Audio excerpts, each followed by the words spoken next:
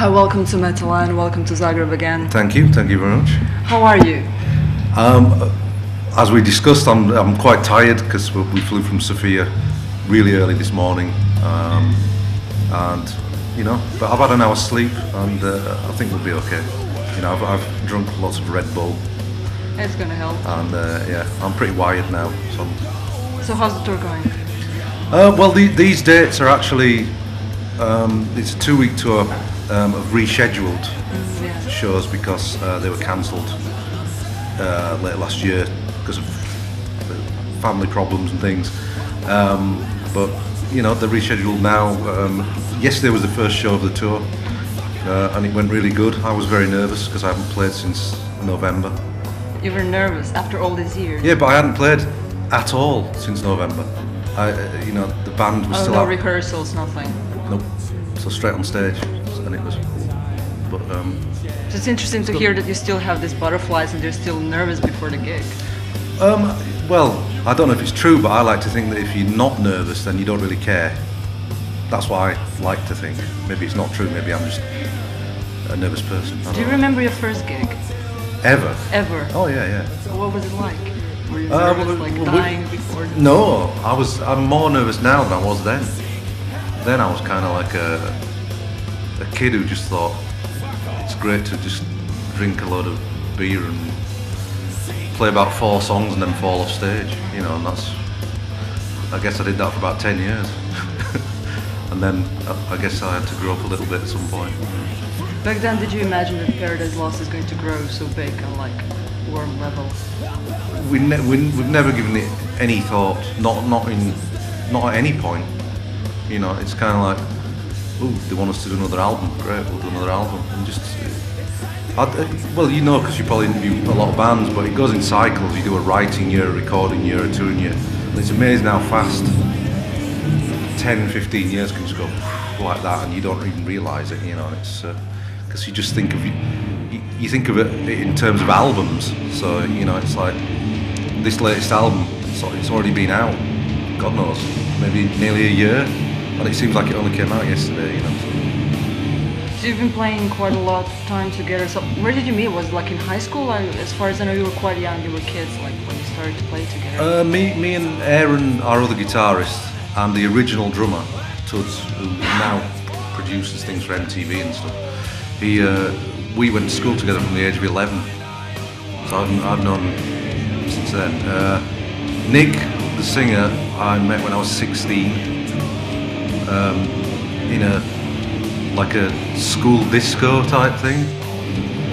I had Creator painted on my jacket, and he had Celtic Frost painted on his. You were best friends right away. No, he said, "Oh, do you like Creator?" I said, "Yeah, of course. That's why it's painted on my jacket." And then.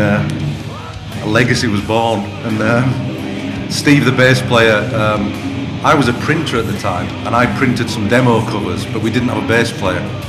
And someone told me in our local pub that Steve played bass. So I didn't even ask him, I just printed his name on all the demo covers. So he saw the demo cover and he had to join. He couldn't do anything about it because he was already on the demo cover, so that was it. So he joined because I kind of forced him into it, I suppose. That's a nice story. So now after this is your 12th album, right? Yeah, unfortunately. Unfortunately? Well, fortunately for us. Yeah. Tell me, everybody's asking about that you got a bit harder on last 2 albums. But can you tell me do you do the songs? So was it your own idea and the other one and the rest of the band just joined the idea, or was it everybody came together yeah, let's do this? Well, I usually come up with what we're going to do with an album. How we're going to go with it, and then we're very much a democracy as to whether we all agree whether that's the right thing to do or whether we're all into that kind of thing at the moment, you know. So, but sometimes we just take it a song at a time, and if I feel like they feel like I'm going too far in one direction, or they're not into it, then I'm not going to make them play something they're not into. So, you know, but the reason for getting harder is just because.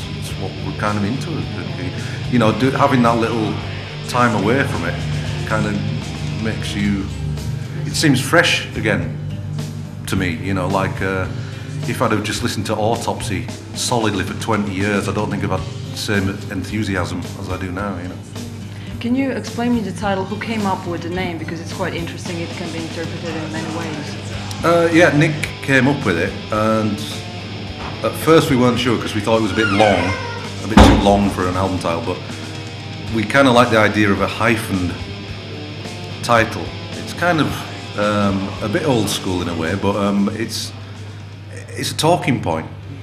You know, you just asked me about it, so it's yeah, and it is a very atheist title because we are atheists, but we found it quite ironic and funny in a way that the whole album, musically and artwork-wise, and even some of the lyrics are very inspired by religious themes, but then the title is so atheist, so it's kind of like an irony, you know.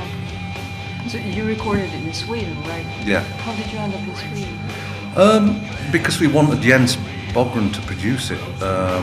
He did some work. Well, he mixed our live DVD just previous to that, Anatomy of Melancholy, and if you'd have heard what we give him and what he gave us back, he really did work some magic on it. So we thought we wanted to do the album, and he only works from his studio, so we went there. But little did we know how remote it was. It's like just nothing there, nothing, no pub. Sweden.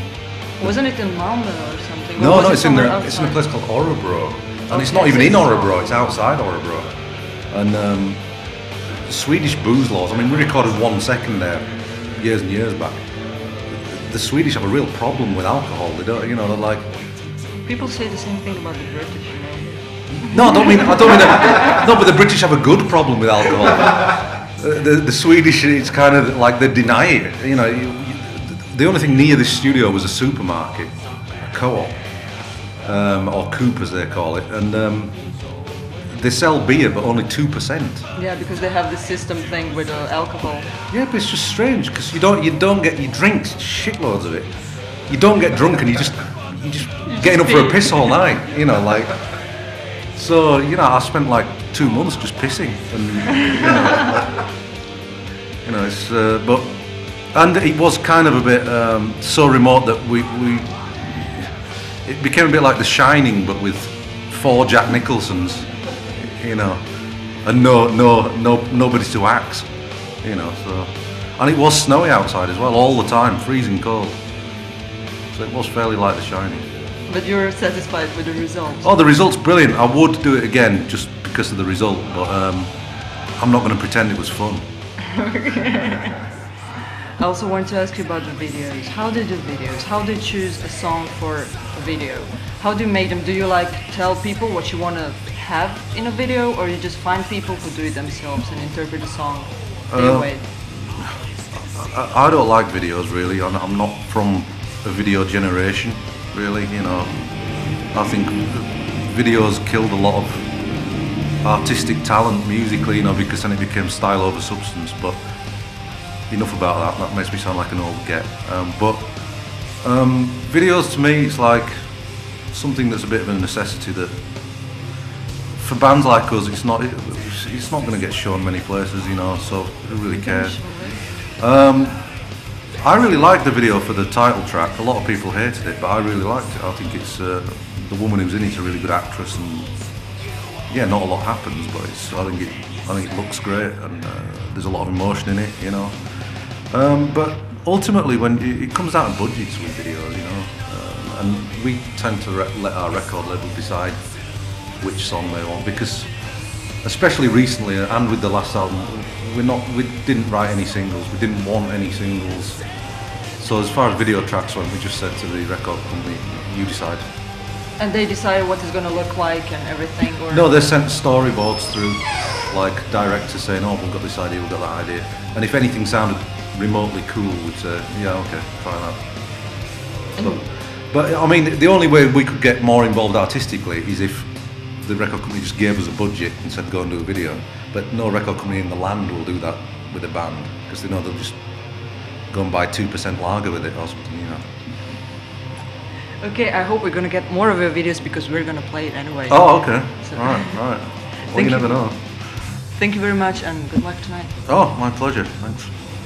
Any final wise words for the audience, or? Wise words. I hope the gig tonight's as good as it was last time we were here, because I remember it being very good, and we had a party afterwards in that room through there, actually. You want to tell us about it? Well, we just all got really, really badly slaughtered, and the gig the next day suffered because of it. So, hi, this is Gregor from Paradise Lost, and you're watching Metal Eye on Zagreb 1.